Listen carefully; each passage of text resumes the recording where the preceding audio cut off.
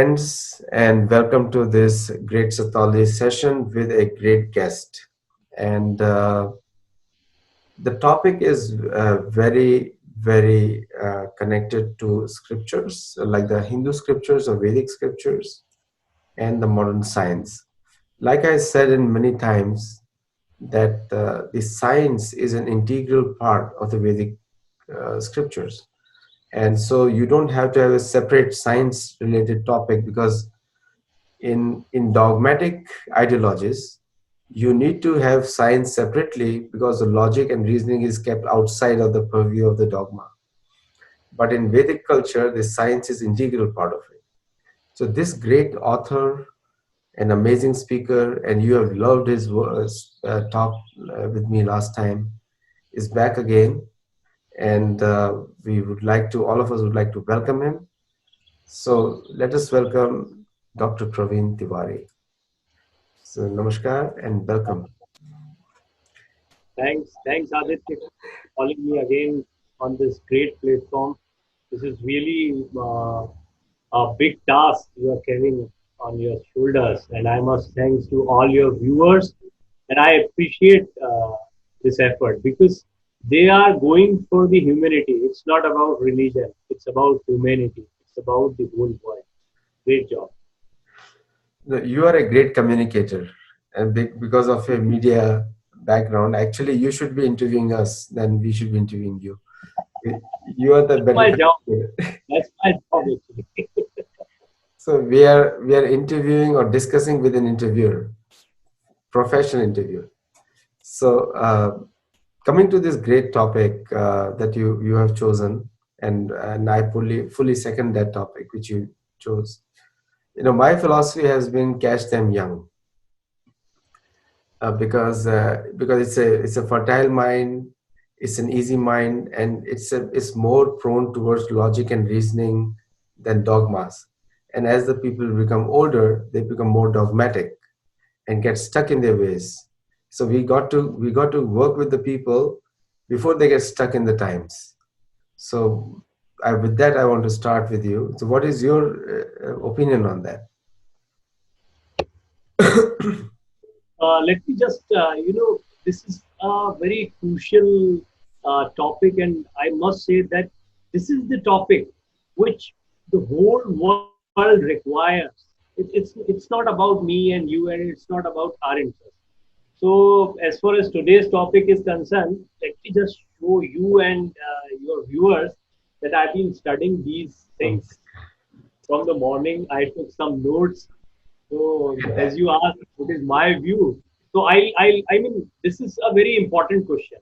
So, we have to, analyze it together. It's not that I'm a preacher, I'm speaking something, and people are bound to listen me. You are bound to agreeing things, agree the fact what I'm good. I'm having the same copy by Gita Press actually. Good job. So, as far as my view is concerned, we should communicate together. I mean, we are discussing something, and this is what exactly Indian scriptures are. Upanishads are nothing but a discussion between a guru and a shishya, a master and a disciple. This is a very beautiful beginning of your show. I mean, this is very clear that um, uh, I hadn't thought of this thing actually. That I mean, communicating with each other brings so many information which is not there while you are introspecting. Correct. When two people are discussing, you have two universe together. Lots of information is there. So, on a serious note, when I'm talking about own. So I guess 1,000 or 2,000 books are there in my personal collection. But I took these books for today's discussion, and it has a purpose. So let me just introduce.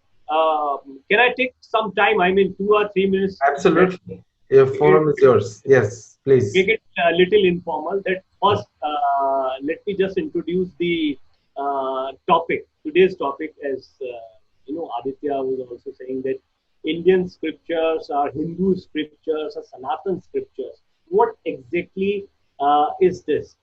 So Upanishads, Vedant, and then Puran, and then our great scriptures like Ramayana, Mahabharata are there. And in Mahabharata, there is one parv, and a small part is Bhagavad Gita. You know? So Bhagavad Gita is a small part of this big chain, and this is the symbol of scriptures now. Every religion all over the world is roaming around a single book. That's right. And think of any religion. Think of any religion. Pick any of the religions. They are roaming around a single book. But this is not the case with Sanatana Dharma. Of course, this is a book, but it's a small part of the big bunch. Just to make you understand that these are some principles. This is a guiding force, and this guiding force will lead to you somewhere. So, what is your religion leading to you? I mean, you are heading towards something, and that goal decides your religion and the purity and the real purpose of that. So, as far as today's topic is concerned, when we discuss about Indian scriptures, we cannot cover the whole scriptures. We cannot cover the whole Vedanta. But while I am saying these things, I must say one important thing. We all say scriptures, Hindu scriptures, Vedanta, Upanishads, Prabhupada did this, we have Bhagavad Gita and everything. This Aditya was showing Ramayana, Valmiki Ramayana there, and we have Ramcharitmanas. Now, my 11 years old son, he chants every day with me because this is a tradition in my family. I was very young when I started chanting. I used to say Sehna Bhavatu, Sehnau Bhunaktu, Sehviryam Karvavahe, Tejasvina Vaditamastu Ma Vitvishavavahe. Up now I am rehearsing this. Now I have to, I know the translation, but as far as your viewers are concerned, let me just make them understand what I was saying. So, Om, may He protect us both together. May He nourish us both together. May we work conjointly with great energy. May our study be vigorous and effective. May we not mutually dispute, or may we not hate any. Oh, let there be peace in me. Let there be peace in my environment. Let there be peace in the forces that act on me. How beautiful is this? Beautiful. Very beautiful. I'm continuously chanting this, That's but I have no idea what I am chanting. Sehna Bhavatu, Sehna Bhavatu. Every child out there in India knows this shloka. This is from our Vedanta. It's, again, a small part. Now, this is the problem. Let me come with another shloka. Om Purnada Purnamidam Purnata Purnamudachyate Purnasya Purnamadaya Purnamevavashishyate. Another beautiful. Every child out there can sing this in India. It's very common for them. very common. You can think that, somebody is saying something in Sanskrit, but it's very common. But people out there are not understanding what exactly they are saying. The power this small shlok has, nobody is understanding it. It means Om, that is infinite, and this universe is infinite. The infinite proceeds from the infinite universe. It remains as the infinitude alone. Om, peace, peace, peace. So in first shloka, may he, and in this shloka, the infinite. So now, what is infinite? And what is he? Who is he? Who is he? And what is infinite? ये अनंत और वो Of course, we are referring to God. But who is He? And one other things which are telling you who is He and how you can attain it is Indian scripture. Correct. This is how can I introduce today's subject. Let me now, allow Aditya to speak how to put his things I have, out I there. have a, I have a mantra. Yeah. Page by page, be a sage. Great. Yes. Beautiful mantra. So, it is said that Maya Mugdha Jivera Nahi Swata Krishna Gyan Jivera Kripaya Kela Krishna Ved Puran. So, this is a Bengali saying by a very famous saint of India, Sri Chaitanya Mahaprabhu. So, he told to his disciple Sanatan Goswami this His prashan. name is also Chaitanya. Chaitanya is my son.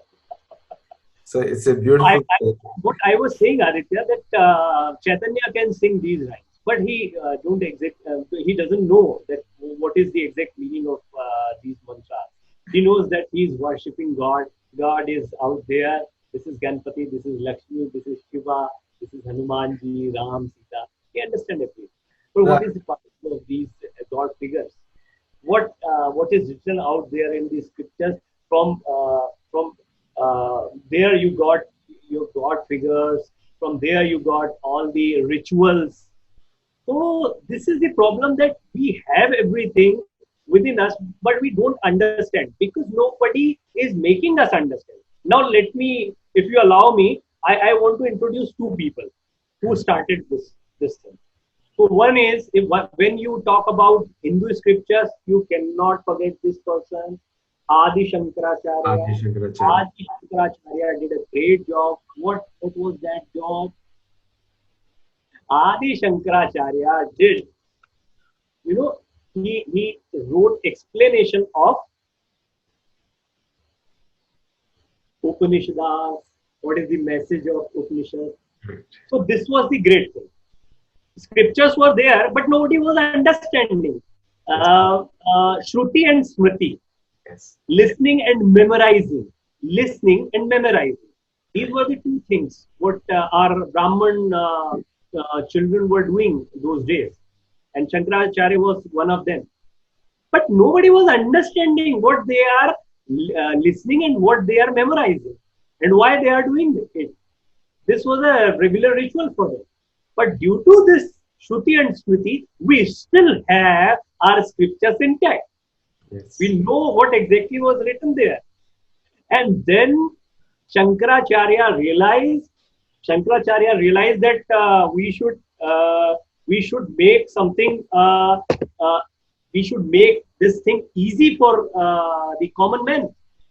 So that's why he started writing explanation, his own explanation about these stars in a far easier language Correct. than what was taught to scholars like him, the Sanskrit scholars like him. His father was a big scholar. So many students were studying with him. So of course his son was far brighter and great in learning Sanskrit. So he made Upanishads easy for another people, and a process was started. This process went on for long, but after, as we discussed in the last session, 700 years of slavery came to us. And they thought these people are far superior than us. What to do? We cannot become them. So just make them like us. What a beautiful conspiracy. Beautiful conspiracy. We cannot become like them. Just make them like us. This was the strategy by Islamic traders, and then by English people, British. So in that era, another guy like Shankaracharya realized that we should make this easy in today's language. So this was the guy. He knows very good English, and he knows very good Sanskrit also, because Sanskrit is there. As I said, I know Sanskrit from my childhood, but I don't know exactly. I didn't know exactly what I was rehearsing, what I was listening and reminding. My father told me that these are the shlokas one should worship. being in a Brahmin family. He was not a Brahmin, but still he was in touch with Ramakrishna Paramhans, and he realized the work of Shankaracharya to come up in another era with a far easier language, which could be understood by today's youngsters and today's people. So he, Shankaracharya did a great job on Upanishads. Swami Vivekananda did a great job with many another scriptures. We discussed about Patanjali Yoga. This is Raj Yoga. Raj Yoga is a very popular book. I don't know how many people out there knows that Raj Yoga is nothing but the explanation about Patanjali Yoga Sutra by Swami Vivekananda. That's right. So Patanjali had already written something long back, and Vivekananda realized that nobody is understanding what a great thing this guy had written long back. This is Indian scripture. So in my, as far as this question is concerned, my final comment is one thing, one scripture or one religion or one way of living life which is not making you follower. Now listen to me very carefully. Something which is not making you follower but making you God itself is Sanatan Dharma. Sanatan Dharma is not asking you to follow some guidelines. It is not forcing anything on you. It is just making you God yourself. That is the beauty of Sanatan Dharma. And that's why it is the highest religion on the earth. And that's why this is the religion of humanity. It's not about America. It's not about India, my dear friends. It's not about anywhere else in the world. Now, most of the China and other countries are both. Buddha was from India. Everybody is following both dharma. They don't understand what Buddha was, what he had written long back, and how it was destroyed by invaders in India. But they are following Buddha because Buddha belonged to the religion of humanity. No doubt, it is all distorted out there. It is not what Buddha, Buddha dreamed that time. It was not Buddha's vision which they are just following the name. So Sanatan Dharma is nothing but making you God yourself. It's not asking you to follow any rituals. It is not asking you to read any particular book. It is just asking to introspect. How to find that eternal path, that infinite path, or woe, that who is he. So if you ask this question to yourself, who is he? What these people are referring as God? What exactly is that thing? Is it an energy field? Is it out there in our solar system or out of the solar system? What is it? What exactly it is? So somebody is saying Shivu Aham Brahmasmi, it's within me. So how to understand is already told you by Indian scripture. Just read it, my dear. Just read it. You'll find all the answers. And don't go for many books. Just go for two small books, very, very small books. And these two small books are what I am asking. Don't go for big Vedanta. Srimad Bhagavad Gita and Patanjali Yoga. And Prabhupada had done great job. This Gita, he knew this thing, that this is the thing. This small thing can save humanity. And so is with the Patanjali also.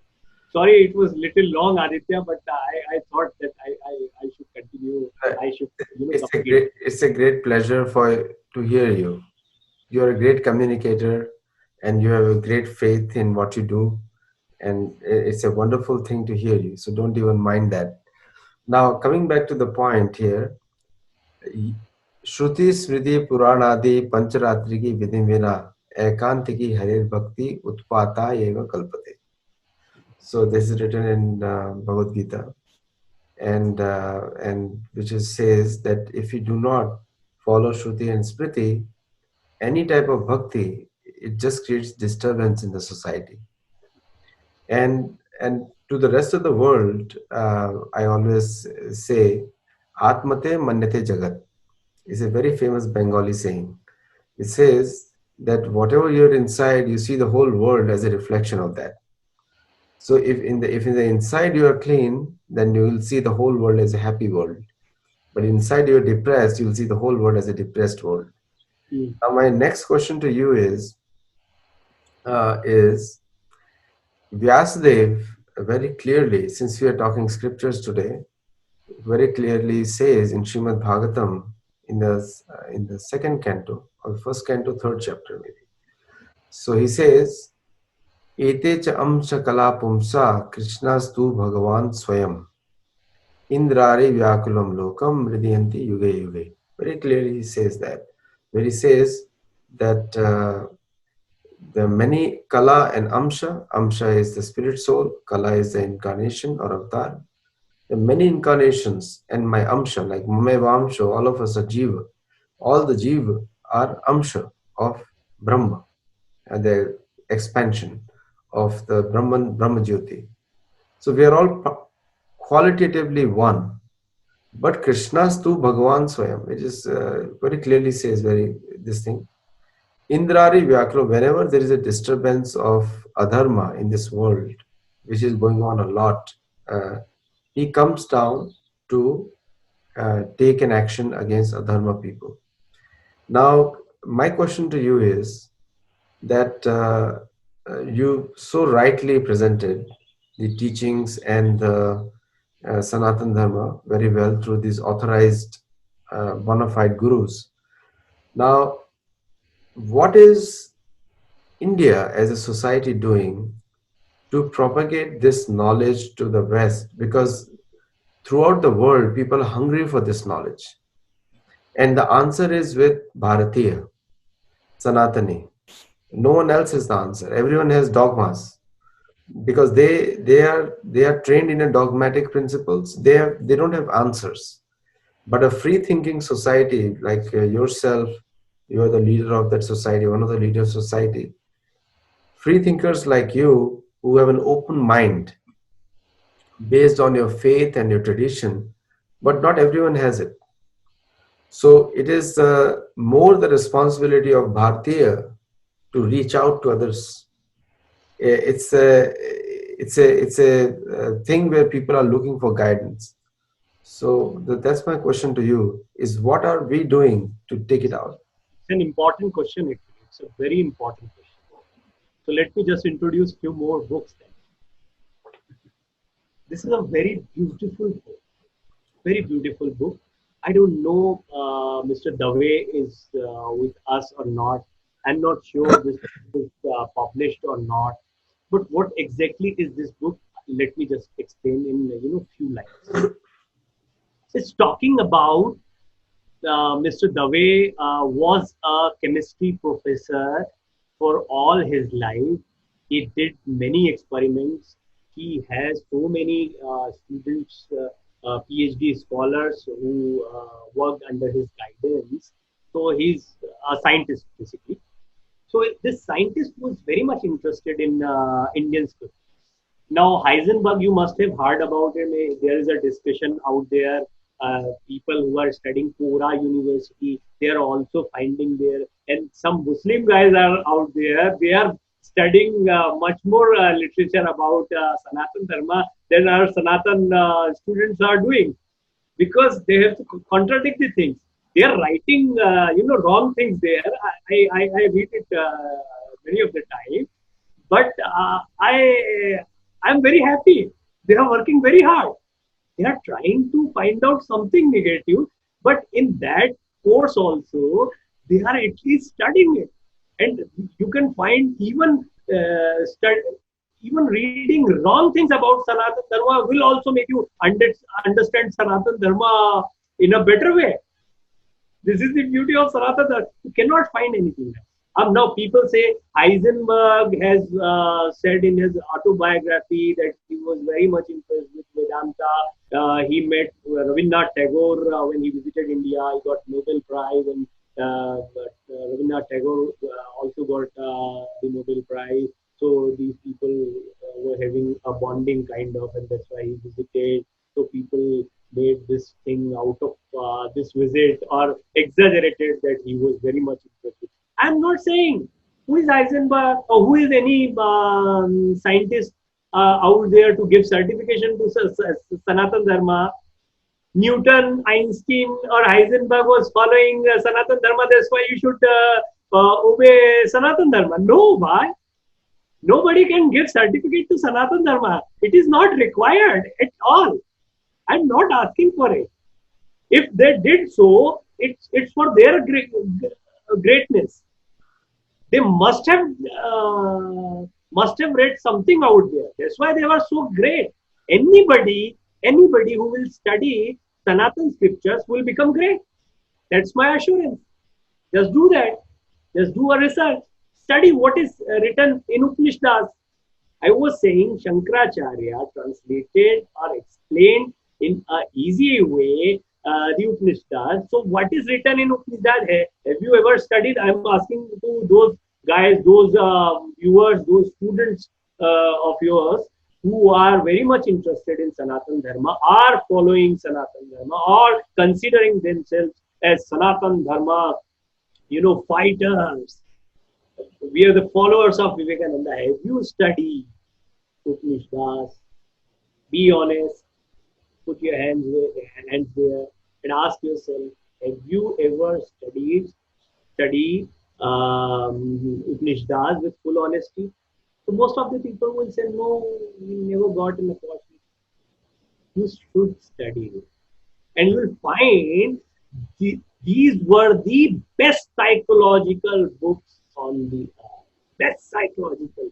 And what we require right now, as Aditya asked me, what Indians can do, what India can do, what youngsters in India can do. First, they should understand themselves. Then then go and teach the world.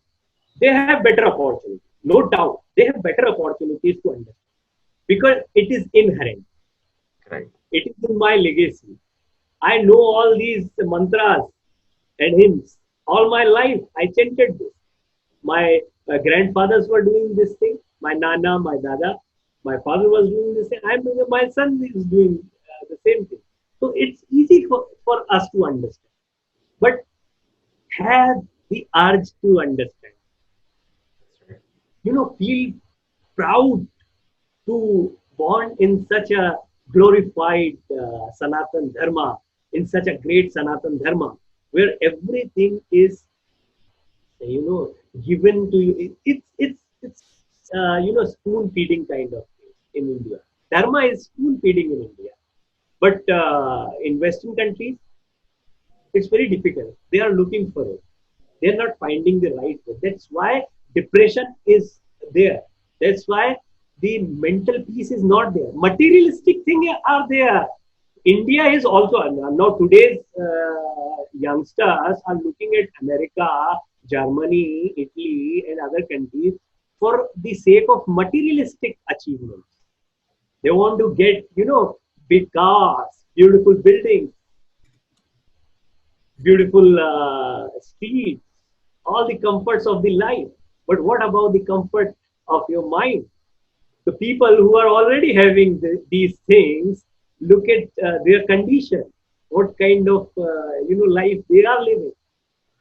See, If you are thinking that people in America are happier than you're wrong, my dear. You're wrong. And then otherwise ask Aditya. He will tell you better. see, in the Western mindset, because they are driven by the Middle Eastern ideologies. All ideologies which Western world follows are from Middle East, whether it's Judaism or Christianity or Islam. Now, in those ideologies, I call them cultish ideologies because there is a one way in and no way out. The definition of a cult is one way in, no way out. And I call them dogmas because you either take it or you leave it. If you don't, so there is no open questioning and reasoning and discussion or dialogue or anything. It's like, Mm. I this is the way. You either you follow it or take a highway. But in the Vedic scriptures or the Hinduism, Sanatan Dharma, many names are there for the same thing. Let It me is just a, add one thing, because yeah, you are talking about an important issue. Once we are talking about Vedic parampara of this legacy of Indian scriptures, we must understand all the Vedas and Upanishads are dealing with an individual. It's not about the society; it's about the individual. If you are studying, you are going to attain that higher thing or higher position, or the eternal things, whatever you have heard about awakening. So you are going to get that yourself. This is Sanatan scriptures. so the scientific scrutiny has not been done for all those dogmatic ideologies. But the Sanatan Dharma or Vedic scriptures or Hinduism, whatever you call these scriptures like Ramayana, Mahabharata, Bhagavad Gita, they have been critically analyzed by non-Hindus more than the Hindus. In fact, today there are more books on Mahabharata, Ramayana sold by the Western authors, and less by the original translators, like the commentators like Vyasadev and followers of Vyasadev or Vivekananda or Prabhupada, and more commentary has been made by the non-Hindu Western authors. Now, the problem with that is, now, good thing is that they have been scrutinized independently, and everyone has come to the same conclusion. So, Bhagavad Gita is one book which has been followed by Einstein, Oppenheimer, like any big Mark Twain, any of the icons of the Western civilization have endorsed Bhagavad Gita independently Maybe. and with a deep scientific scrutiny. Now, these are big names. Now, that has not been done for any of the Middle Eastern ideologies ever, because anyone who tries to do that is either killed or quarantined permanently for life. So, so that makes the Vedic scriptures more scientific because now they have been scrutinized more. Now, this information which we're discussing now, this is of relevance. Now, these intelligent people, the thought leaders of the world, have endorsed Bhagavad Gita independently, without Hindu going and telling them that you have to believe in it, not believe in it. Just study it, and it's been endorsed. Now, you bring the same point back because you are also saying the same thing, that these scriptures, I usually tell in a joke that everyone else, all other books tell you what to do, and this book lets you find for yourself. You read it and you get it. So my question to you is that what is that scientific facts that these our scriptures or Hindu scriptures, I'm a follower of Sanatan Dharma scriptures. So what do these, how do the science endorse it? Like it's everything is a science in it, in a way. Pratyaksha praman, anuman praman, all these different praman are there, proofs are there.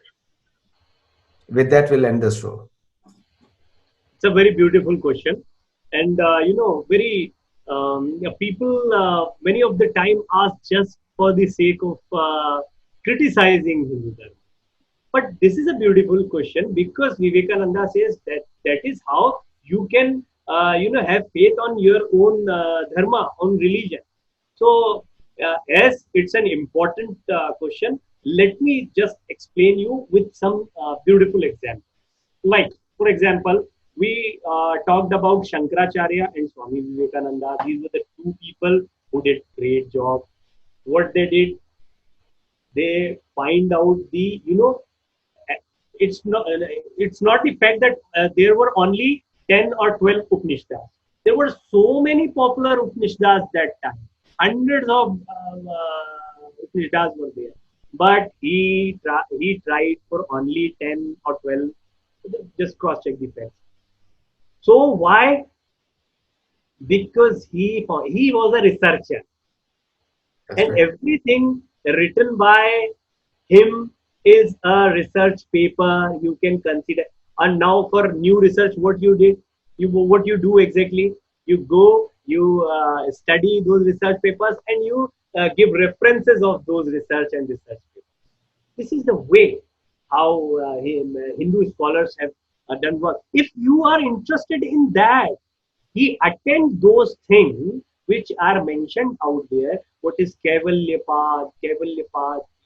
attainment of awakening. What is awakening? So he attained those things. He verified it himself, and then he found that it is very important for anybody out there like me. Everybody can attain the same things. So is the case with this guy. He was not into the materialistic world. Why? Because he was a young guy, a tall, handsome guy. He could enjoy anything. But he understood that far bigger enjoyment is waiting for you, which people are not understanding. It's not bhog, it's mahabhog. Yoga is not just yoga, it's mahabhog.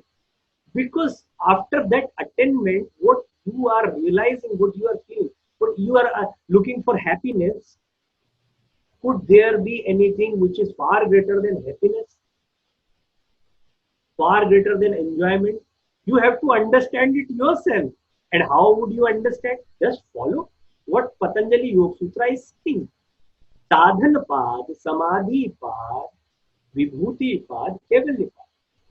Four parts are there. Pad, adhyay, lessons. Four chapters or four parts of the book is there. Very small book. You just start following it. Ashtangi. Yam, niyam, ahar, pratyahar, dharana, dhyan, samadhi. Yam and niyam also. You can go out there and study it. It is available in all the languages. It's very popular. Just now start practical or start experimenting with yourself. It's not harmful. It's completely harmless. It's not snatching anything from you. It's giving something. Simple exercises were there. Then you have dharana, dhyana, samadhi. You have to understand it. Understand it yourself deeply, or ask somebody who understood it, who realized the real sense and the real messages given by these scriptures or books. So these two people did great work. Now there are people who don't understand Sanskrit, or they are not that scholar, that big scholar. What to do? Don't do anything. Just have belief, Shraddha, nothing else.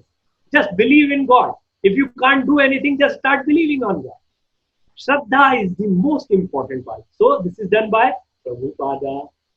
He was a great saint of Bhakti Marg. So Tulsidas was this of same path, Bhakti Marg. Mirabai and the great name of Kabir. Kabir, he had no idea about the scripture. मैं कहता मैं तू कहता कागज की लेखी मैं कहता आखन की देखी. You are saying what is written in the scriptures. I am saying what I am seeing or what I am watching. These are the great words by Kabir. How practical it is. You can be a laboratory within yourself. You can experiment on yourself. You can find all the proofs within you.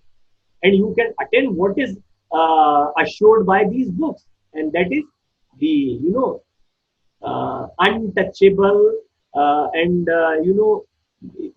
a happiness which can never be destroyed. Uh, it is called Sthit Pragya in Gita, a position. Once, sometime you are happy, then you're down, and then you're happy, and then you're down. Uthan, patan, uthan, patan. The world is like, waves. And so is your mood, and so is your life. Uthan, patan, uthan, patan. So if somebody attains a position where he is not going down, he is not going up, he is still. He is in a situation, position, which is, nobody can disturb it. Yeah. It's like water. uh, a water which is not touched by anybody, which is not disturbed by anybody, no waves out there, shant, peace. Thank you so much, Dr. Praveen. And it's a real honor and pleasure to speak with you and to be on this show. And in fact, you bring a lot of wealth of information and your personal, professional charisma and dedication to all of them together. So, thank you so much, Dr. Praveen Tiwari. For viewers who are watching this show, I'm really sure you must be really enlightened and happy. Uh, we will come back again with the next version of this show based on Dr. Praveen Tiwari's availability. So at And the end, I would like to mention two things. One, Aditya Satsangi is doing a great job. Sattology is a great mission which I was not aware of. It's, as you are not aware of Indian scriptures, you people out there, I was not aware of such a great mission which is run by this gentleman, and he's doing a great job. Big task in his shoulders. So I have written this book, Aditya. So this book, Bharat Ka Asli Itihas, is all about the real history of India and how Vedanta and other things were, distorted and destroyed by invaders. And then I wrote this book, Satya Ki Khoj. This was my first book, very first book, and this book is my spiritual journey. How I realized these things and how I made myself a liberator. I would like to get those books. So if they're available on Amazon, I would like to order them immediately. One is available. One will be soon available on Amazon. This is available Yeah, through. his history book, I would definitely would like to get that one. So viewers, Get thank it you soon. so much on Saturday morning. It's late night for Praveenji, but it's a great time well spent. Namaskar and thank you so much, Praveenji. Thank you so much. Always.